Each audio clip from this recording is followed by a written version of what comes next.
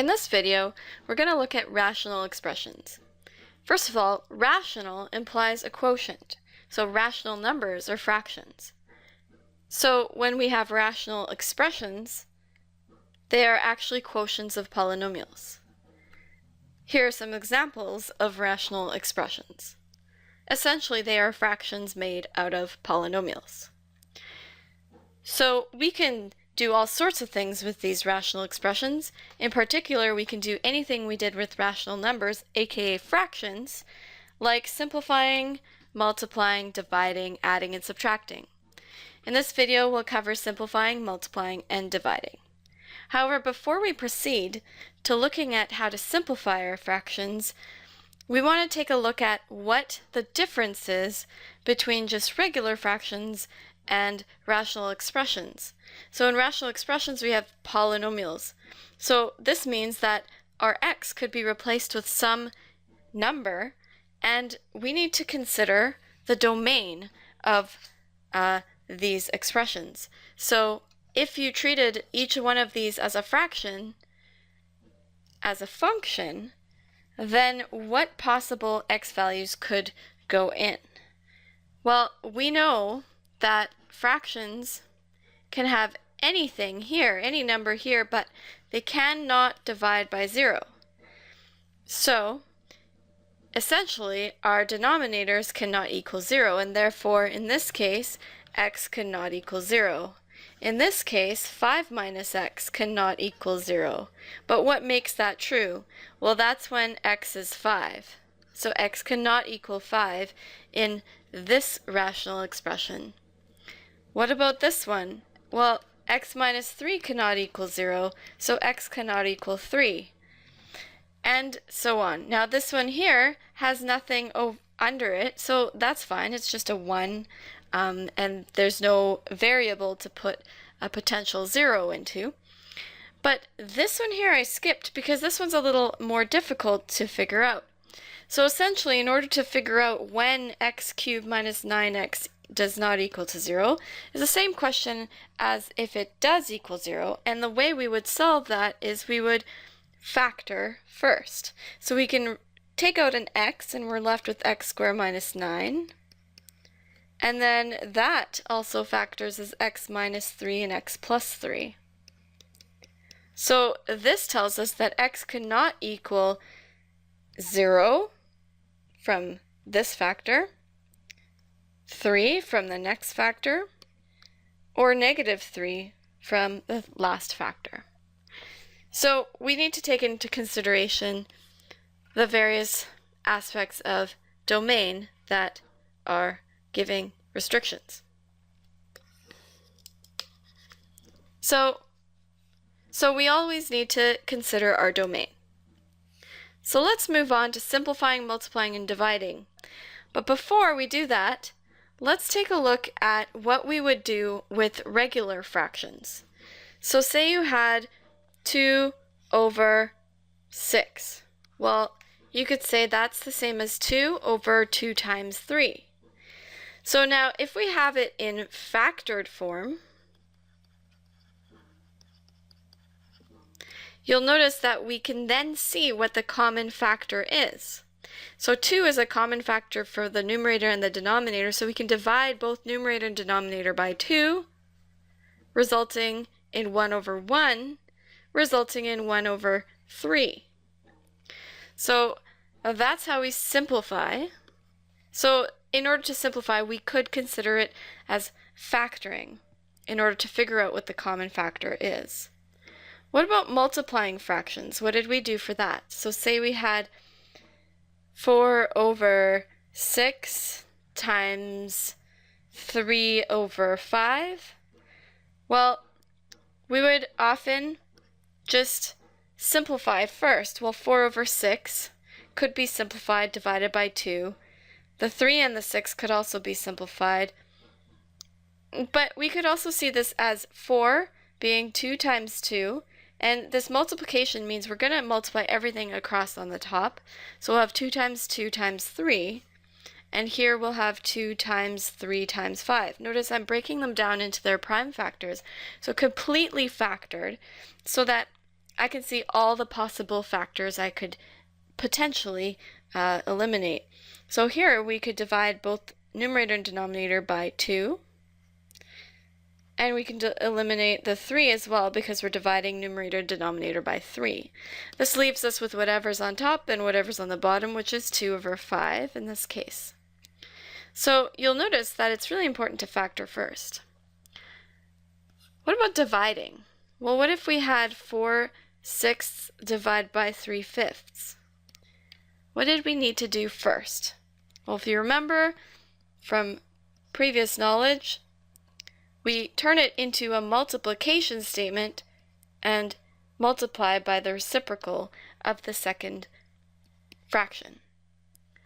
In this case, that'll be 4/6 times 5/3, and we can proceed from there and simplify as before. So you could factor this to see 2 times 2 times 5 on top, 2 times 3 times 3 in the bottom, and so we can divide by 2, leaving us with 10 over 9. So we can translate these same procedures to polynomials. However, I want you to be careful of only reducing common factors, not necessarily terms. So if you see something like this, a lot of people like to just cross out the 5s because that just seems like the right thing to do. But that is incorrect, because if you thought of it, if this x was something else, let's say this was 2 plus 5 over 5, well, that should actually be 7 over 5. But if you cross the 5s out, that's 2. That's not the same, is it? So remember, you can't cross something out when there's a plus or minus there. If it was a times, like 5x over 5, yes, because multiplication and division, when crossing out, that's really a division, that's fine. So make sure that you don't do any crossing out of terms that are not multiplied together. So it needs to be the exact same factor. So for example, if you had x plus 5 as a factor, and then say 2 times x plus 5 here as a factor, well, that's actually the same factor. This whole bracket could be divided and you'd have 1 over 1, leaving you with 1 over 2. So factor first. Let's look at a few examples of simplifying. Again, remember to factor first. So this first example, we want to factor numerator and denominator, factor everything. This is the key. And then you can look for what to simplify. So how can we factor the numerator? Well, we're looking for, this is a leading coefficient of 1, so we're looking for a product of 15 and a sum of 8. And what two numbers do that? 3 and 5. So plus 3 plus 5. And then in the denominator, you need a product of negative 20 and a sum of 1. So that would be 4 and 5. So negative 4 plus 5 will be 1, and negative 4 times positive 5 is negative 20. So we've factored completely, and now because these are factors, we have a common factor here. But before we remove our common factor, we want to state any restrictions on the domain. So you'll notice that because of the denominator here, a cannot be 4 or negative 5. Once you state the restrictions, now you can eliminate the a plus 5, which is 1 over 1, and that leaves you with a plus 3 over a minus 4. And that's all we can do because now there are no other factors. You cannot remove these a's. That's it. They're not factors. Done. Okay, now this example here, this next example, is really important because sometimes you see two polynomials that are essentially the same except they're switched. So here you have x minus 5 and here you have 5 minus x. Well, if you rewrote this 5 minus x, you'd have negative x plus 5, wouldn't you? Because the x is negative and the 5 is positive. But that's not quite the same, is it? But notice that you can actually factor out a negative. And if you factor out a negative 1, you'll be left with x minus 5. Hey, that's the same. So this is why before they always want you to write it in a certain order so that it's all organized. And it's mostly because when you get to this point, you want things organized so that you can identify common parts in the same way. So here you've got x minus 5 over negative x minus 5. So you'll notice switching the order there requires taking a negative out. But now that's the same factor there, so that leaves you with 1 over 1, which is actually 1 over negative 1, which is negative 1.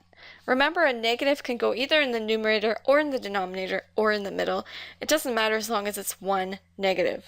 If you put two negatives, they'll cancel out and become a positive. So there is that example. Another side note is if you had, say, x plus 5 over 5 plus x, you wouldn't need to take out a negative. You could literally just rearrange these and you'd get x plus 5 over x plus 5, which is 1 because it's 1 over 1. What about multiplying? Well, same thing. We want to factor first. Multiplying fractions is essentially a bigger question of simplifying fractions because essentially we just want to factor everything, and then this times here essentially becomes a multiplication on top, multiplication on the bottom, and that kind of bridges the gap there. And so you're just looking at that big thing up top over the big thing in the bottom. So let's factor the first bit. This also has a leading coefficient of 1, so we should find a product of 9 and a sum of negative 10. So that'll be y, and then 1 times 9, negative, negative. So negative 1 minus 9 is negative 10. Negative 1 times negative 9 is positive 9. And continue on. Now here, can we take anything out here? We can take a 2 out and we get y plus 4. So we want everything completely factored. Now this 2 could come up front. Eventually it will, but let's just leave it there for now. What about the next one? Well, there's always a common factor that should be taken out if possible. So let's take out the 4 and then we're left with y squared minus 1. Let's look at this next part here. We've got a product of negative 36 and a sum of negative 5. You might think that it's a perfect square trinomial, but there's no plus here, so it isn't. So let's see if we can come up with something. 1 times 36, 2 times 18. We're looking for a difference of 5, so let's keep going here. 3 times 12, 4 times 9. Hey, I think we got it there. So we've got 4 times 9, and we'll have a negative 9 to make it negative 5. So that's going to give us y plus 4, y minus 9.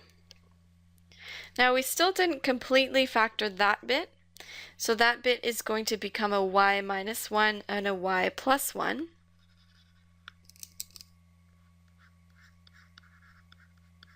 And I'll just write it there for now. Okay, so now we can look for any common factors. In this case, we've got y minus 1 over y minus 1,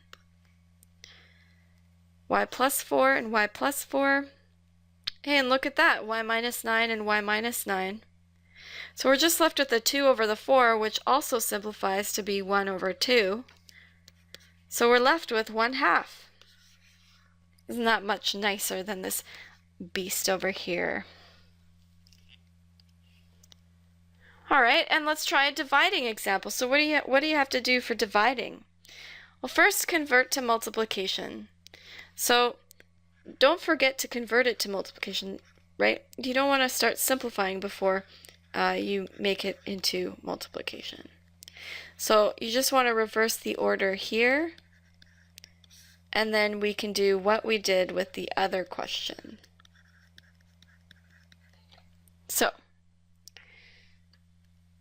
factor, factor, factor, and then simplify. So let's factor completely. On top we've got a common factor of a, leaving us with a plus 4. And now this is all times on the top, so let's just do that.